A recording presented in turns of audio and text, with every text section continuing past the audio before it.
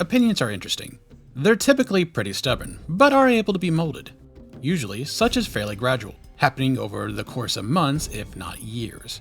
It's my belief that your introductory experience to whatever your opinions are about can have the biggest hand in how your opinions are shaped. The first impression.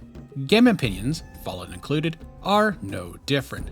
Some time ago, I asked you guys to fill out a survey. Tell me your Fallout experience, what your opinions were, and how they have changed. Now, I feel like sharing these results. Let's begin. So, this survey was completed by 296 people. Not a significant amount, but not terribly small, at least in totality. It does become a problem real soon, as you'll see. Now, the first thing I asked was the simple, obvious question. What was your first Fallout experience? Unsurprisingly, the three most selected titles were Fallout 3, New Vegas, and Fallout 4, leaving classic Fallout in the dust, as well as leaving Tactics, 76, and Brotherhood of Steel at the starting line. Fallout 3 took the lion's share with 44.3% of people being introduced by that particular game. One interesting listed other was someone being introduced via the Fallout Minecraft mashup. Sometimes introductions can come from surprising places. Now this is where things get a little complicated because I wanted to keep these results separated. Essentially, the survey broke down into several micro-surveys that focused on the player's first title, one for each game and the other category.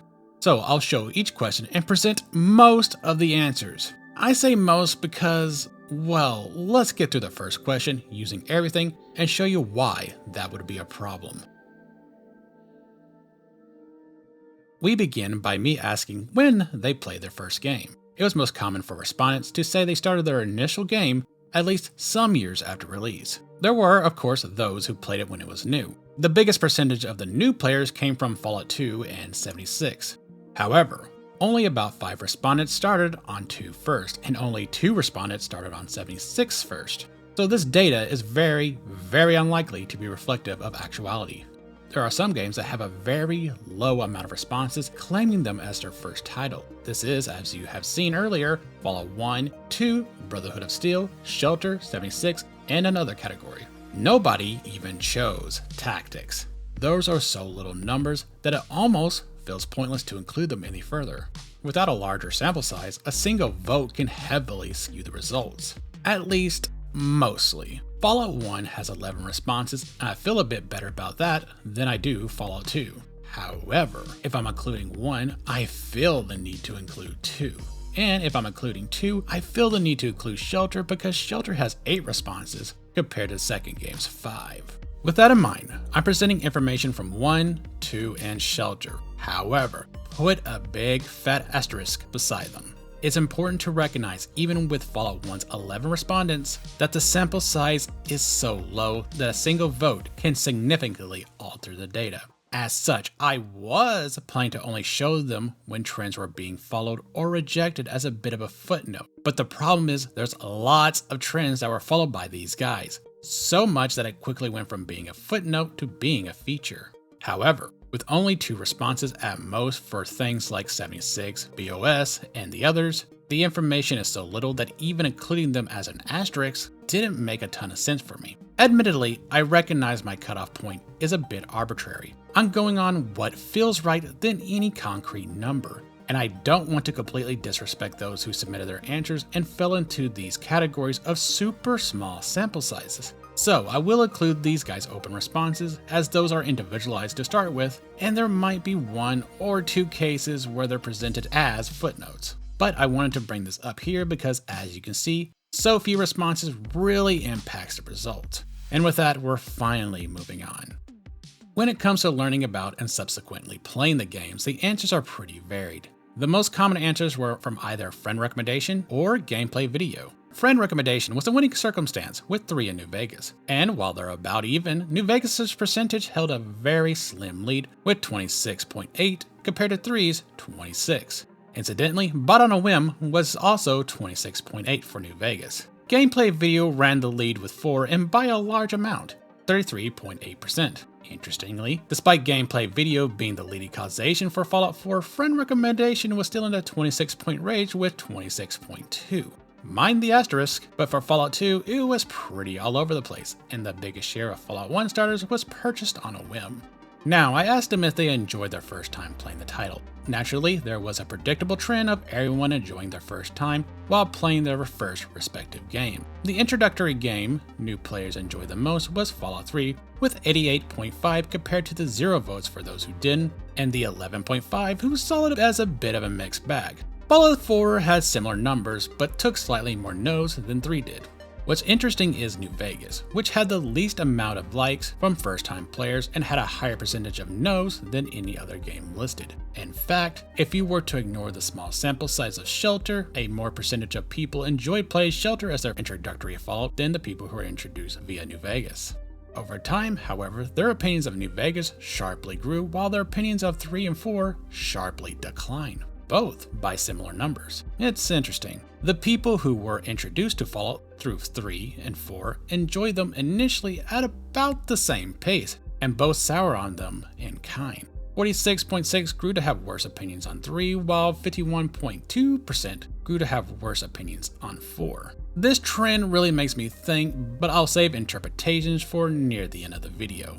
In addition, more opinions of Fallout 1 improved than compared to 2, while Shelter took half of a nosedive. I feel like the other half of the players realized it's a cash grab and went in knowing that. For now, here are 3 open responses for each game when applicable. Starting with the first Fallout. One person was a tabletop role player and the special system spoke to the predisposed preferences. A number of kids picked up the game, one who was quite the fan of the writing in the world of the first game despite failing many times. They already were a Bethesda fan and learned that Todsworth was making a Fallout game, Fallout 3, and went to try this out before it was released. Another kid played the demo first at the age of 9, and years later was able to get a handle on the game at the age of 12. For Fallout 2, there's only 2. One responder couldn't run newer games and played this one after watching a Let's Player. As their English improved, so did their appreciation. This was about 2013. The other response answered that they grabbed the bundle and felt drawn towards Fallout 2 over Fallout 1. Perhaps feeling that 1 was far more simple, though they don't remember. They also wanted to clarify while they answered that their opinions of 2 got worse, it's more like their tastes have shifted over time, having less patience. Moving on to Fallout 3, this one tried Fallout 3 having played Morrowind and Skyrim, and Elder Scrolls with guns was appealing to them. Actually, the overlap with Elder Scrolls and Fallout would be a bit of a draw. A retrospective series made it sound interesting for one person. This one's opinion of Fallout 3 improved as did their English, which is actually kind of cool in a way. Wait a minute, pulling this Fallout 2 response back, both of these answers were from people whose English was a secondary language, and both got into Fallout around 2013, though different games from different eras. Neat. Anyway, going to the responses from the New Vegas starters. One just wanted to point out that they felt the fandom was a hellhole. While they did not claim that the New Vegas fandom lowered their opinions on the game, this person claimed that their opinions on New Vegas got worse while initially enjoying the game, and felt that the communities have somewhat impacted their opinions on the franchise as a whole. Another got into Fallout after watching a YouTuber make a video on it. They played it, pirated it first, and eventually purchased it. They knew nothing about Fallout but enjoyed the game, and learned lore from it. New Vegas is their current favorite game. This one just wanted to get into Fallout, and people said that New Vegas was the best one. They enjoyed the writing and felt it was easy enough to play, while also being kind to their computer. Moving on to the Fallout 4 side. One person got a PS4 and their parents bought a box with 10 games in it for about $30. One of those being Fallout 4. Personally, I just chose this on the basis of loving stories like this. Some of my favorite childhood games were just random things that I didn't expect. Dude, you gotta tell us what the other 9 games were. Another person technically started with New Vegas, given they heard a lot about it. It was just that it didn't click, but Fallout 4 looked better to them, and they loved it. They enjoyed the setting despite not being much of a gamer. For them, Skyrim with guns clicked, like this other person. They played it on Game Pass, beaten it, and got the DLCs.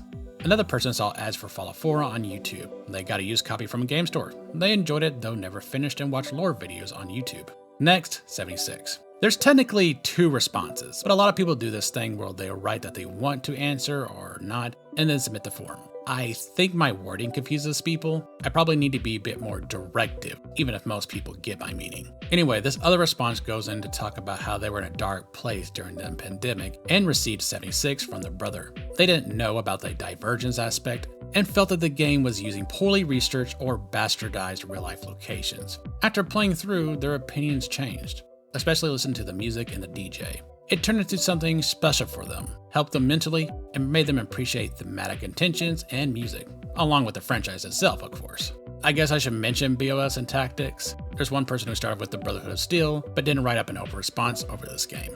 Of course, like I said earlier, there's nobody who started with tactics. Now for Fallout Shelter. One person saw a trailer for Fallout 4 and wanted it, though they had to wait until Christmas. They played Shelter in the meantime. Another person was about to start junior high and got their first cell phone. They liked games, but rarely had a chance to play new titles. They had a passing interest in Fallout 4 via Let's Players, and got Shelter for their phone, only pumping in less than $10 for it. It's been years since then, and 76 became their first true Fallout game, playing their closed beta and having an on-off relationship with New Vegas. Finally, another one saw a free game and played it. That's about it. Now there's two people who started with Fallout through the other means, though one is actually a New Vegas starter and the other one didn't write anything down. Now we'll get into the opinions of gameplay, and iconic elements used in totality. When it comes to the Fallout games at large, I asked them what their opinions are in regards to primary Fallout games. For the purposes of this survey, primary Fallout games are defined by two elements.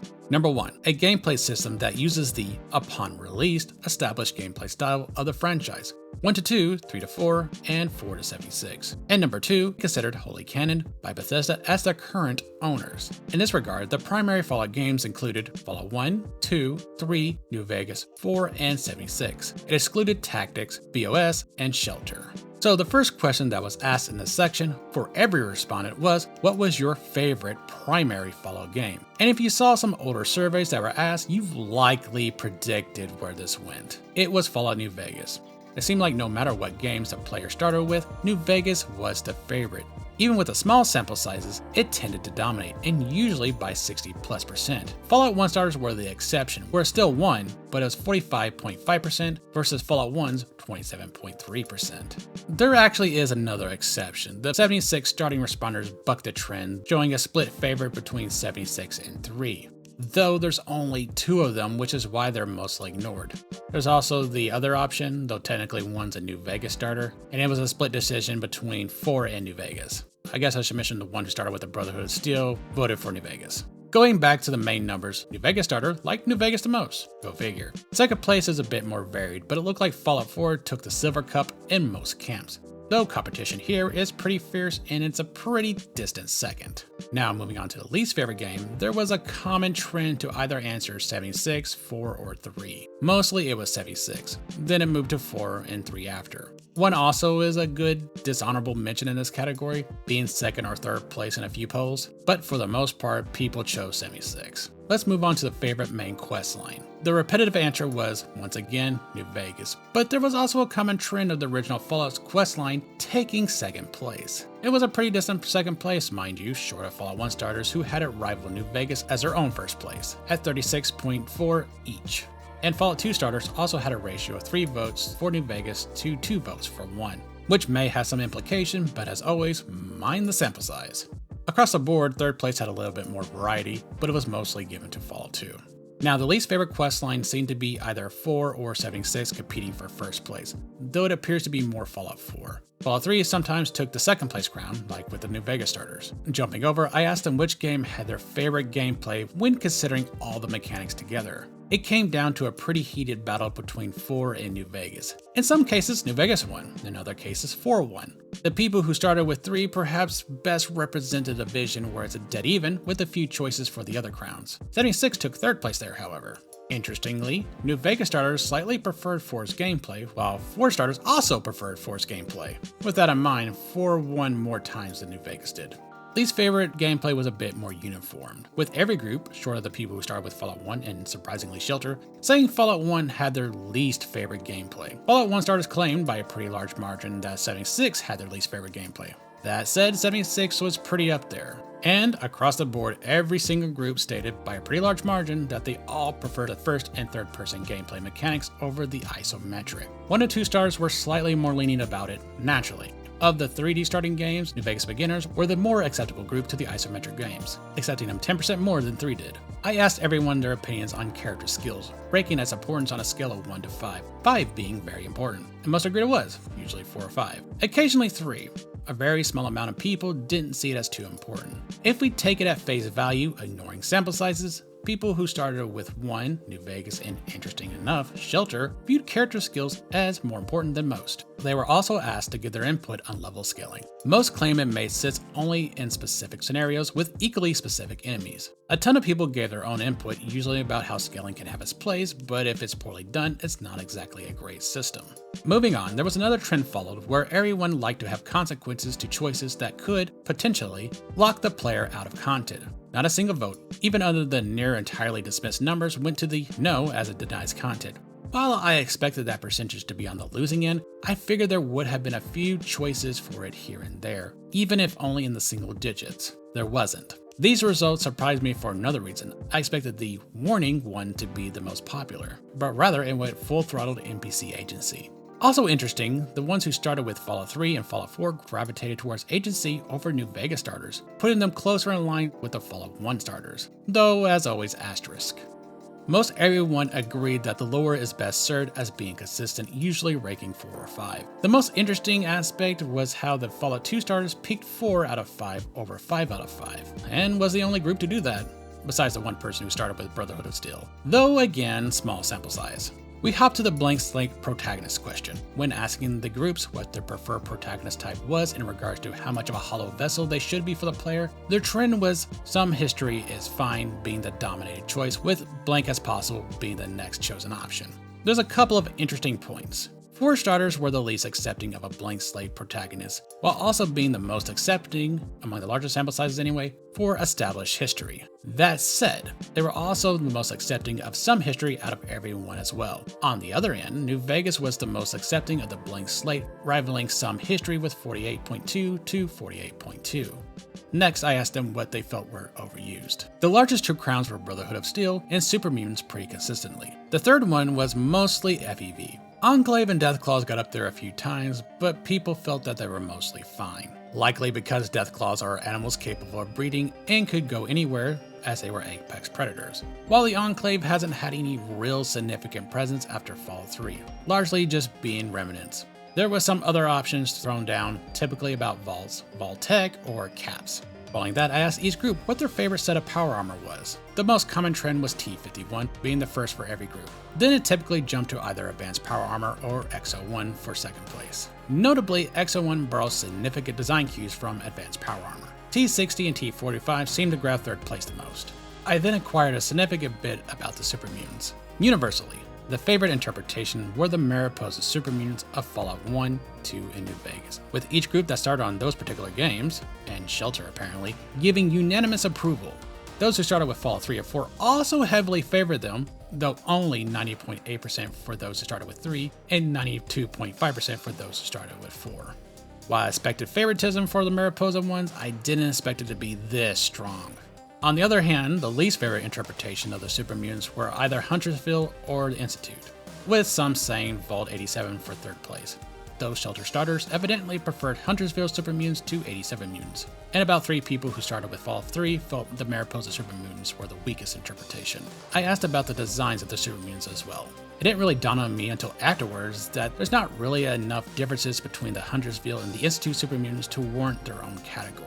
They're largely identical to the 4 mutants being asset flips with minimal changes, so I merged these together and show these charts alongside the raw ones. Regardless, it doesn't really change the results a ton. The answer was, like the interpretation questions, Mariposa being the favorite design-wise, but there was more of a fight, going from 90% favoritism to just 70% favoritism between 3 and 4, and 100% in the case of New Vegas to a little over 80. Least favorite design was the Institute and Huntersville, a bit more on the Institute side.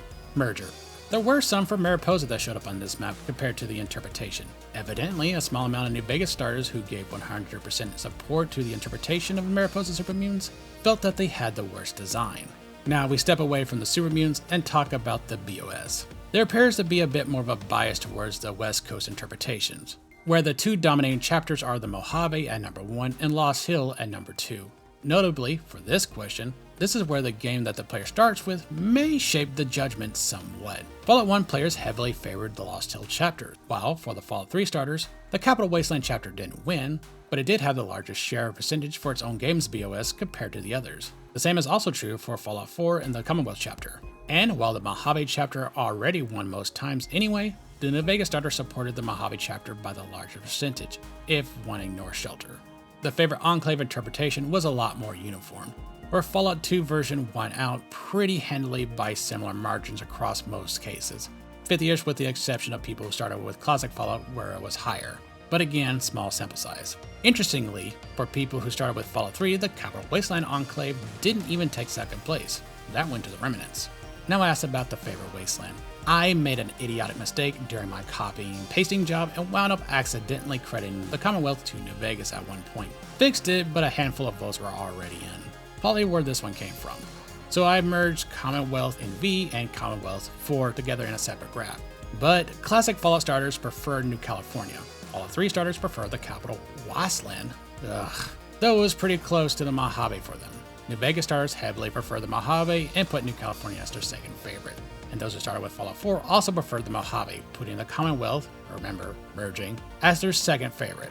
And those who started with Shelter evidently prefer the Commonwealth. So we begin a new chapter over opinion evolution, by asking the survey takers if they felt like their opinion has changed over time. Most agree that their opinions have changed, the largest pool either saying it changed a lot or just somewhat. A small amount of players said that their opinions have not changed, and for those players, this is where the survey ended. It continues for the rest.